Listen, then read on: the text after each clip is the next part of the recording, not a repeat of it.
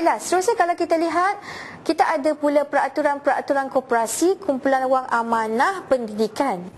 Okey, kumpulan wang amanah pendidikan koperasi 2010 ini, ya, dia juga selaras dengan peruntukan subsection 57/2, ya.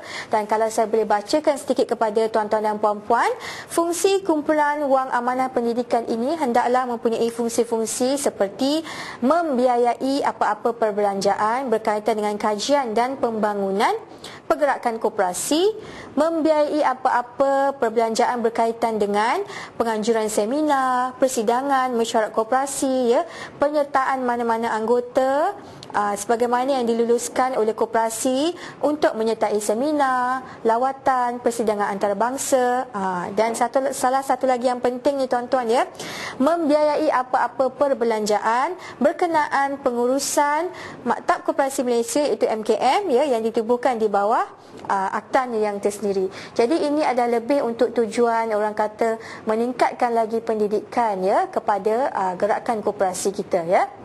Untuk perincian yang lebih lanjut, tuan-tuan boleh lihat di dalam peraturan itu sendiri. Seperti mana yang saya nyatakan tadi, kalau tuan-tuan ada peraturan, itu adalah lebih baik sebab tuan-tuan boleh lihat, ya, dari sudut orang kata keterangan ataupun perincian yang lebih lanjut. Kerana ini saya hanya menerangkan secara am saja apakah intipati yang terdapat di dalam setiap peraturan ini, ya. Baiklah, seterusnya kita akan melihat kepada peruntukan peraturan-peraturan koperasi pelaburan, ya. Jadi kalau dia dah menyatakan tentang peraturan-peraturan koperasi pelaburan, jadi sudah pasti dia hendak memberikan garis panduan tentang pelaburan yang boleh dibuat oleh koperasi. Dan secara tidak langsung tuan-tuan dan puan-puan, ya, ianya berkaitan dengan had pelaburan yang boleh dilaksanakan oleh sesebuah koperasi itu. Dan kalau saya boleh bacakan dan share bersama tuan-tuan dan puan-puan, koperasi yang melaburkan wang berlebihannya hendaklah mematuhi had pelaburan yang berikut, ya. Yang mana bagi koperasi kredit tidak melebihi 10% daripada jumlah kumpulan wang anggotanya, ya.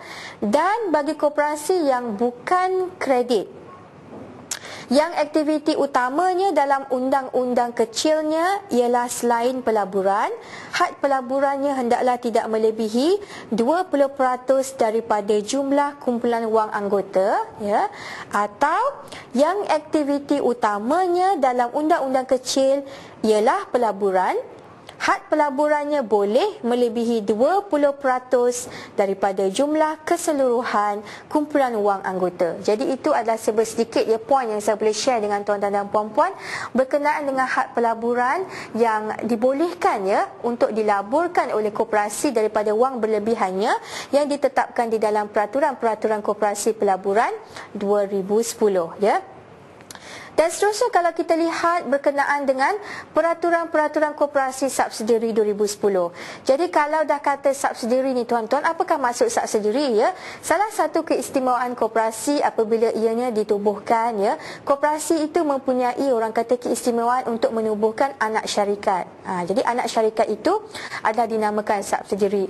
Jadi sudah pasti jika anak syarikat itu ditubuhkan, subsidiari ditubuhkan, sudah tentu ada peraturan-peraturan, ya, yang diwujudkan khas, ya, bagi sesebuah koperasi itu untuk orang kata membentuk, memegang ataupun mentadbir sesebuah subsidiari ataupun anak syarikat. Dan inilah dia, peraturan ini digubal khas, ya, untuk memastikan setiap koperasi yang hendak menubuhkan subsidiari perlu mematuhi peraturan-peraturan ini, dan antara lainnya untuk penubuhan sesebuah anak syarikat ataupun subsidiari perlu mendapat kelulusan daripada pihak Suruhanjaya terlebih dahulu, ya. Baiklah, kita beralih seterusnya kepada peraturan-peraturan koperasi tabung bantuan kecemasan koperasi 2010, ya. Jadi berkenaan dengan peraturan koperasi tabung bantuan kecemasan ini, ya, tuan-tuan boleh lihat di dalam peraturan, ya, koperasi tuan-tuan dan puan-puan. Kalau yang ada di depan saya ni muka surat 189, ya, mungkin samalah tuan-tuan puan-puan, ya, tapi kalau tak sama pun tak apa, tuan-tuan boleh lihat kepada peraturan koperasi ini, ya, iaitu peraturan berkenaan dengan tabung bantuan kecemasan ini. Jadi sekiranya kalau koperasi tuan-tuan dan puan-puan mengalami orang kata bencana alam ke ya, ataupun perkara-perkara yang di luar daripada kawalan kita, ya, maka koperasi boleh memohon ya tabung bantuan kecemasan ini daripada pihak SKM ya, untuk memastikan aktiviti ataupun orang kata produk-produk koperasi itu yang mengalami bencana alam dan sebagainya, orang kata dapat dipulihkan semula ya, melalui bantuan yang telah pun ditetapkan di dalam peraturan-peraturan koperasi tabung bantuan kecemasan ini. Tapi bagi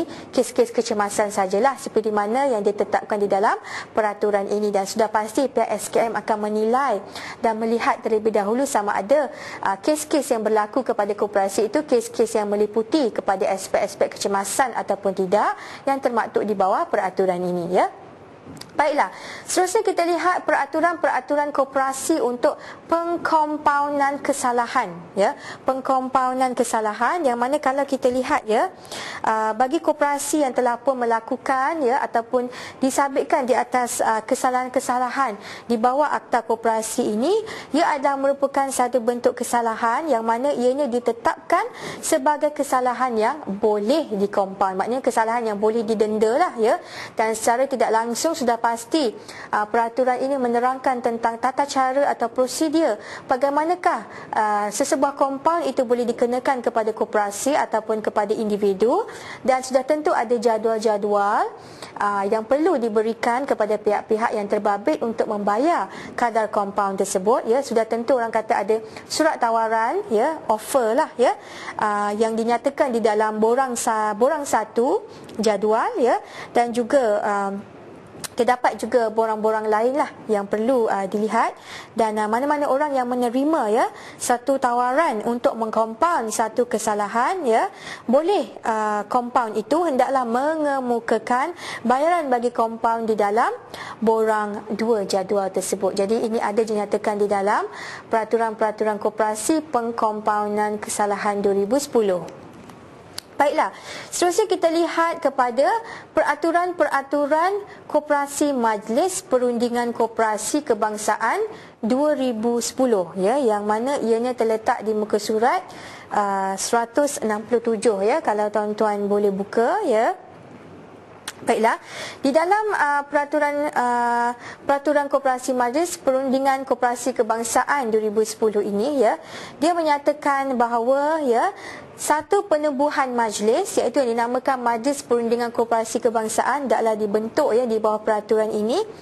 Dan of course majlis ini mempunyai fungsi-fungsinya yang tersendiri ya, yang mana majlis hendaklah mempunyai fungsi yang berikut: mewujudkan satu forum bagi menentukan hala tuju pembangunan pergerakan koperasi ya, menyelaras dan mempertingkatkan kerjasama antara kerajaan, persekutuan dan kerajaan negeri dalam membangunkan pergerakan koperasi, serta bertindak sebagai satu forum untuk membincangkan perkara-perkara yang berkaitan dengan pembangunan koperasi, dan juga menimbang dan mengendoskan apa-apa cadangan penambahbaikan kepada dasar koperasi negara. Dan di samping itu juga majlis ini bertujuan untuk mewujudkan kerjasama di kalangan pihak-pihak yang terlibat dalam pembangunan koperasi dan apa-apa jua perkara lain yang berkaitan dengan pembangunan bagi tujuan kebaikan ya ataupun manfaat gerakan koperasi itu ya. Jadi untuk itu tuan-tuan dan puan-puan, itulah dia sedikit ya berkenaan dengan peraturan-peraturan yang terdapat ya di dalam akta koperasi tersebut ya, yang mana di belakang akta koperasi itu adanya peraturan-peraturan yang berkaitan dengan koperasi ya. Maknanya di samping kita mempunyai peraturan-peraturan koperasi 2010 ya, SKM juga mempunyai kuasa untuk membuat peraturan-peraturan lain yang berkaitan dengan koperasi ya, bagi memberikan orang kata prinsip penguatkuasaan kepada akta koperasi itu sendiri. Dan seperti mana yang saya nyatakan kepada tuan-tuan ya, setakat ini inilah dia peraturan yang telah pun dibuat oleh pihak SKM.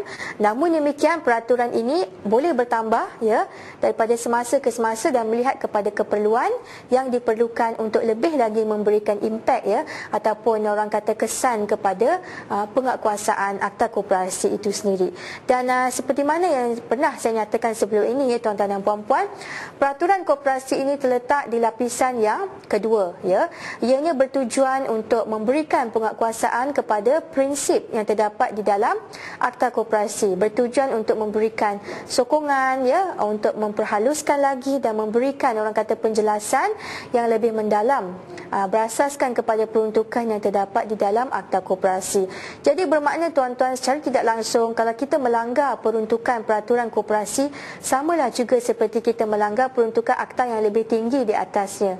Jadi kalau kita melanggar peruntukan peraturan koperasi, samalah juga seperti kita melanggar peruntukan Akta Koperasi. Jadi sebab itu kesemua undang-undang yang ada ini, mekanisme undang-undang yang ada ini perlu dibaca secara bersekali antara satu sama lain kerana ianya support each other ya, dan ianya mempunyai orang kata hubung kaitnya di antara satu sama lain. Dan seperti mana yang saya nyatakan tadi juga, peraturan koperasi ini, kuasa untuk membuat peraturan ini juga datangnya daripada akta induk, iaitu daripada kuasa yang diberikan di dalam Akta Koperasi ya. Peraturan tidak boleh orang kata sewenang-wenangnya dibuat tanpa mempunyai kuasa yang diberikan di dalam Akta Ibu, iaitu Akta Koperasi. Sebab itu kalau kita lihat di dalam Akta Koperasi itu sendiri, Seksyen 86 memberikan kuasa kepada pihak Suruhanjaya dengan kelulusan menteri untuk membuat peraturan yang berkaitan dengan koperasi.